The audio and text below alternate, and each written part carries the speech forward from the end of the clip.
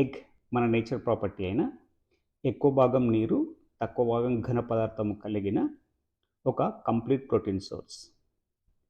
మన నేచర్లో మాదిరిగానే ఎగ్లో 70% వరకు వాటరే ఉంటుంది. 30% మాత్రమే ఘన పదార్థం ఉంటుంది. ఈ ఘన పదార్థంలో ఒక కార్బోహైడ్రేట్ మరియు వైటమిన్ సి తప్ప మనకు కావాల్సిన అన్ని మైక్రో మరియు మ్యాక్రో న్యూట్రియంట్స్ కలిగిన ఒక super food. Egg plant based food కాదు కాబట్టి యూరిక్ యాసిడ్ లెవెల్స్ ఎక్కువ ఉన్న వాళ్ళకి ఇది మంచిది కాదు.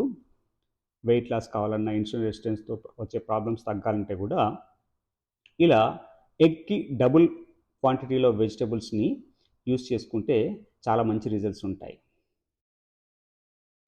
కొద్దిగా కొబ్బరి నూనె వేసి 2 పచ్చిమిరపకాయలు, చిన్నగా కట్ చేసిన ఆనియన్, అల్లం వెల్లుల్లి పేస్ట్ వేసి మంచిగా వేగాక పుదీనాకు, ఒక టొమాటోని చిన్నగా కట్ చేసి వేసి కాస్త మగ్గాక కారం పొడి, ధనియా పొడి, సీ సాల్ట్, కొద్దిగా గరం మసాలా వేసి మంచిగా వేయించుకొని 3 బాయిల్డ్ ఎగ్స్ని హాఫ్గా కట్ చేసి వేసి టొమాటోలో వేయించుకోవాలి.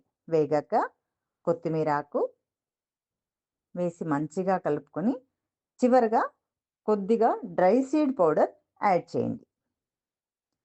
సలాడ్లో క్యారెట్ తురుము, జుకినీ, ఎల్లో క్యాప్సికమ్ ముక్కలు వేసి కొద్దిగా నిమ్మరసం, చిటికెడు పెప్పర్ పౌడర్ యాడ్ చేసి వీటన్నిటిని మంచిగా కలుపుకొని